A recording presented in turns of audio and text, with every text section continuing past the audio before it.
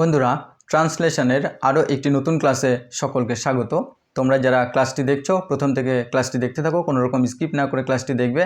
আশা করি ক্লাসটি তোমাদের খুবই হেল্পফুল হবে, বিশেষ করে যারা PSC clerkship, miscellaneous men's, WBPSI, WBCS দিচ্ছ তাদের ক্ষেত্রে কিন্তু এই ডেসক্রিপটিভ ইংলিশের ক্ষেত্রে অর্থাৎ এই বেঙ্গলি টু ট্রান্সলেশন একটি ভেরি ইম্পর্টেন্ট টপিক। তো আশা করি ক্লাসটি তোমরা প্রথম থেকে দেখবে। তো চলো আজকের ক্লাসটি আমরা শুরু করি। তো আমরা বেঙ্গলি প্যাসেজের প্রথম যে লাইনটি আছে সেটি দেখে নেব যে হর্ষবর্ধন ছিলেন অতি দানশীল রাজা। তো এখানে আমরা প্রথমে সাবজেক্ট দেখব। সাবজেক্ট এখানে কি আছে? হর্ষবর্ধন। এবং ছিলেন থেকে আমরা কিন্তু বুঝতে পারছি এটা সিম্পল পাস্ট টেন্সে লিখতে হবে। আর সিম্পল পাস্ট টেন্সের গঠন আমরা জানি subject plus V2 plus object plus others. ঠিক এটাও আমরা সেইভাবে লিখব। হর্ষবর্ধন হচ্ছে এখানে সাবজেক্ট, হর্ষবর্ধন ছিলেন, তো এখানে অক্সিলারি ভার্বই কিন্তু মেন ভার্বের অর্থাৎ V2 এর কাজ করছে। হর্ষবর্ধন ছিলেন আ ভেরি জেনারেস কিং, একজন খুব দানশীল বা অতি দয়ালু একজন রাজা। তো জেনারেসকে আমরা বলতে পারি হর্ষবর্ধন ওয়াজ আ ভেরি কাইন্ড কিং বা ভেরি বিনিভোলেন্ট কিং বা ওয়াজ আ ভেরি চ্যারিটেবল কিং বলতে পারি। চ্যারিটেবল অর্থাৎ দানশীল, বা ওয়াজ এ ভেরি ফিলান্থ্রপিক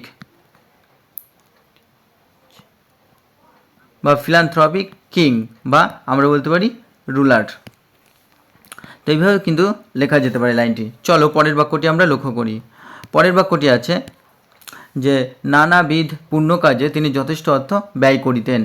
তো নানাবিধ পুণ্য কাজে যথেষ্ট অর্থ ব্যয় করিতেন, এখানে নানাবিধ বলতে বিভিন্ন রকম কিন্তু পুণ্য কাজের কথা এখানে বলা হচ্ছে। তো এখানে সাবজেক্ট কি? তিনি ব্যয় করিতেন যথেষ্ট পরিমাণ অর্থ নানাবিধ পুণ্য কাজে, এইভাবে লিখব। হি স্পেন্ট, এটা সাবজেক্ট, V2 হচ্ছে স্পেন্ট, খরচা করতেন কি এ কনসিডারেবল অ্যামাউন্ট, অর্থাৎ যথেষ্ট অর্থকে আমরা বলি কনসিডারেবল বা বিবেচনীয় অর্থ। এ কনসিডারেবল অ্যামাউন্ট অফ মানি, যথেষ্ট অর্থ, অন ভেরিয়াস চ্যারিটেবল অ্যাক্টিভিটিস, অর্থাৎ তিনি বিভিন্ন বা নানা পুণ্য কাজে যথেষ্ট পরিমাণ অর্থ ব্যয় করতেন। ভেরিয়াস হচ্ছে বিভিন্ন বা নানাবিধ, আর চ্যারিটেবল অ্যাক্টিভিটিস হচ্ছে পুণ্য কার্যে। তো আমরা এই লাইনটাকে অন্যভাবে লিখতে পারি, হি স্পেন্ড বা হি এক্সপেন্ডেড বলতে পারি। হি এক্সপেন্ডেড অর্থাৎ তিনি ব্যয় করতেন, বা হি ইউজড বলতে পারি, তিনি ব্যয় করতেন, বা হি ডিভোটেড তিনি দান করতেন, বা হি ইনভেস্টেড কি এ কনসিডারেবল বা বিবেচনীয়, বা আমরা বলতে পারি সিগনিফিকান্ট অর্থাৎ গুরুত্বপূর্ণ।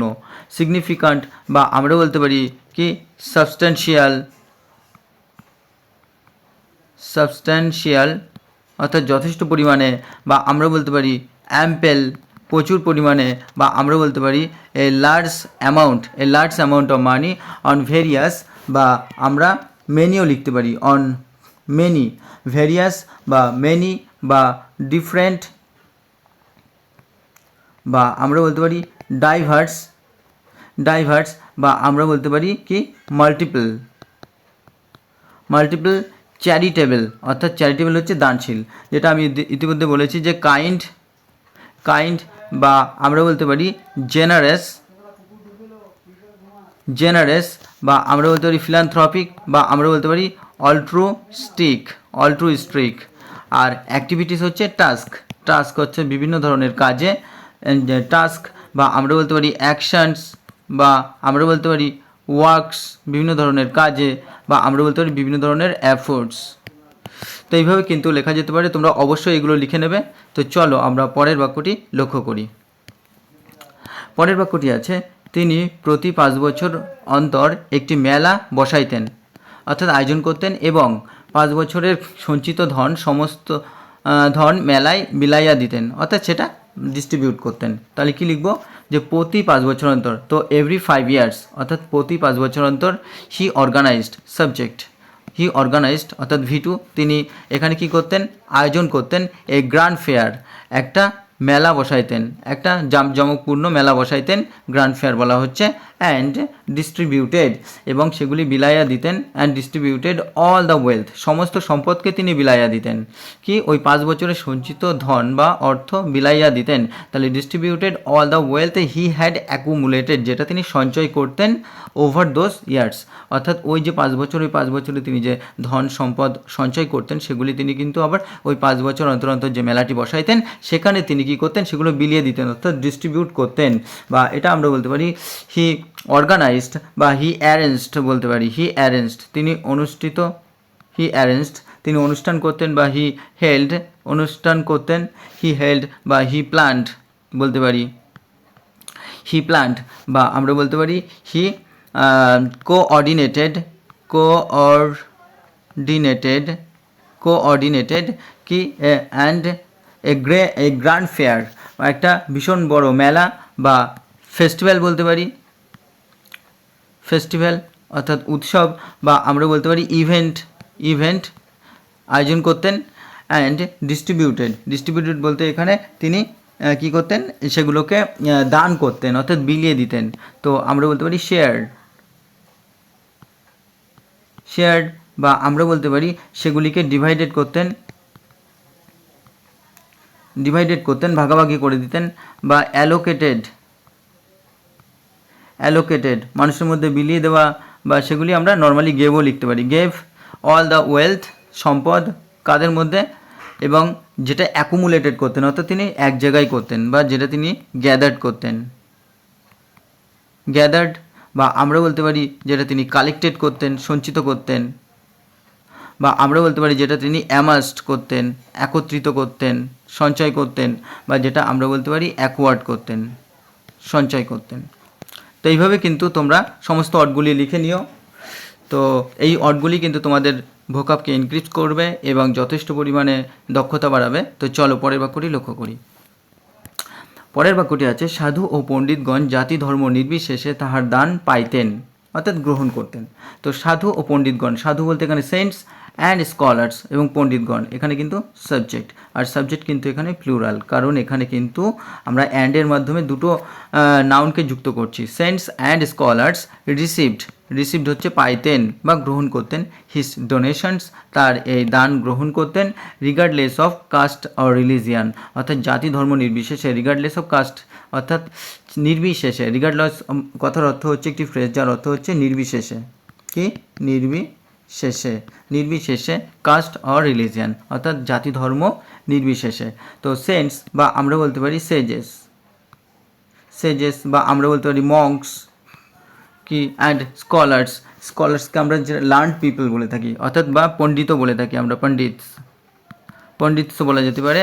রিসিভড অর্থাৎ গ্রহণ করতেন, বা গট পেতেন, বা আমরা বলতে পারি অবটেন করতেন, অর্জন করতেন। বা আমরা বলতে পারি অ্যাকওয়ার্ড অর্জন করতেন, বা অ্যাকসেপ্টেড বলতে পারি, অর্থাৎ গ্রহণ করতেন তারা কি ডোনেশনস বা দান, বা আমরা যেটাকে গিফটস বলতে পারি, গিফটস বা আমরা বলতে পারি অফারিংস বলতে পারি, বা আমরা বলতে পারি কি কন্ট্রিবিউশনস বা গ্রান্টস। আর এখানে আমরা বলতে পারি ইরেসপেক্টিভ অফ, রিগার্ডলেস বা ইরেসপেক্টিভ অফ, অর্থাৎ নির্বিশেষে। কাস্ট অর রিলিজিয়ান, অর্থাৎ যেটা জাতি ধর্ম নির্বিশেষে আমরা বলছি।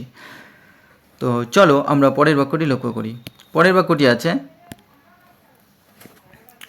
তাহার সময়ে বিদ্যাচর্চার নিমিত্ত, অর্থাৎ বিদ্যাচর্চার জন্য বিহারে নালন্দা নামক স্থানে বহু অর্থ ব্যয়ে একটি বিশ্ববিদ্যালয় স্থাপিত হয়, অর্থাৎ হয়েছিল।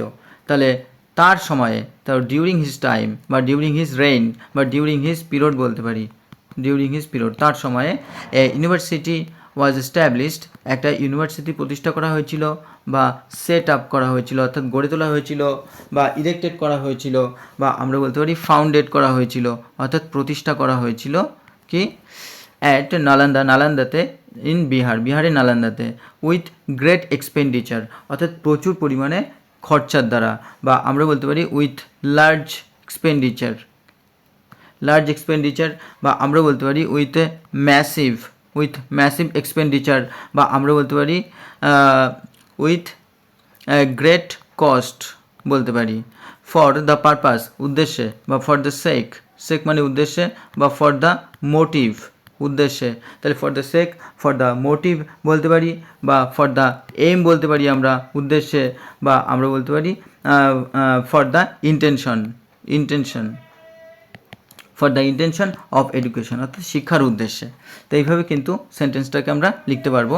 তো চলো আমরা পরের বাক্যটি লক্ষ্য করি। পরের বাক্যটি আছে, নালন্দায় প্রায় 10 সহস্র, সহস্র বলতে এখানে কিন্তু হাজারের কথা বোঝানো হচ্ছে, প্রায় 10,000 ছাত্র ও অধ্যাপক বাস করিতেন, অর্থাৎ থাকতেন। তো অ্যারাউন্ড 10,000, প্রায়, প্রায় কথাটা যেহেতু ব্যবহার করা হচ্ছে ওর জন্য আমরা অ্যারাউন্ড ব্যবহার করেছি, বা এটাকে আমরা নিয়ারলিও বলতে পারি, নিয়ারলি বা অ্যাপ্রক্সিমেটলিও বলতে পারি। অ্যারাউন্ড নিয়ারলি যে কোনো একটা বসানো যেতে পারে। 10,000 স্টুডেন্টস অ্যান্ড টিচার্স, অর্থাৎ ছাত্র ও অধ্যাপক লিভড থাকতেন অ্যাট নালন্দা, বা ডুয়েল্ট বা আমরা বলতে পারি ইনহ্যাবিটেড থাকতেন। তো লিভড, ডুয়েল্ট, ইনহ্যাবিটেড, বা আমরা বলতে পারি রিসাইডেড থাকতেন, বাস করতেন। তো চলো আমরা পরের বাক্যটি লক্ষ্য করি। পরের বাক্যটি আছে, শিলভদ্র নামক এক বাঙালি বৌদ্ধ তিনি ওই বিদ্যালয়ের অধ্যক্ষ ছিলেন। তো কি বলবো, এ বেঙ্গলি বুদ্ধিস্ট নেমড শিলভদ্র, এটা হচ্ছে সাবজেক্ট। এ বেঙ্গলি বুদ্ধিস্ট কি নেমড শিলভদ্র, অর্থাৎ শিলভদ্র নামে একজন বাঙালি বুদ্ধিস্ট বা বৌদ্ধ ওয়াজ, অর্থাৎ এখানে V2 এর কাজ করছে, the principal of that university, ওই ইউনিভার্সিটির তিনি প্রিন্সিপাল ছিলেন, অর্থাৎ অধ্যক্ষ ছিলেন, বা আমরা বলতে পারি চিফ ছিলেন, বা আমরা বলতে পারি ডিরেক্টর ছিলেন, চিফ ডিরেক্টর, বা আমরা বলতে পারি হেড ছিলেন। তো এইভাবে কিন্তু আমরা লিখতে পারবো। তো বন্ধুরা, এই ছিল আজকে বেঙ্গলি টু ইংলিশ একটি ভেরি ইম্পর্ট্যান্ট ট্রান্সলেশন। আশা করি ক্লাসটি তোমাদের ভালো লেগেছে। যারা চ্যানেলে প্রথম অবশ্যই সাবস্ক্রাইব করে পাশে থাকা বেল আইকনটি প্রেস করে রাখবে, এবং যারা প্রতিনিয়ত ক্লাস দেখো তাদের তো অসংখ্য ধন্যবাদ। তোমরা এইভাবে পাশে থাকো, বিশেষ করে যারা পিএসসি ক্লার্কশিপ দিচ্ছ, মিসলেনিয়াস, WBP, SI বা WBCS, অর্থাৎ এই সমস্ত মেন্স পরীক্ষা দেবে, যেখানে ট্রান্সলেশন কিন্তু অতি অবশ্যই একটা টপিক থাকে, এবং সেখানে ফুল মার্কস পাওয়ার জন্য অবশ্যই চ্যানেলটিকে সাবস্ক্রাইব করে রাখবে। তো ধন্যবাদ, চলো দেখা হচ্ছে পরবর্তী ক্লাসে।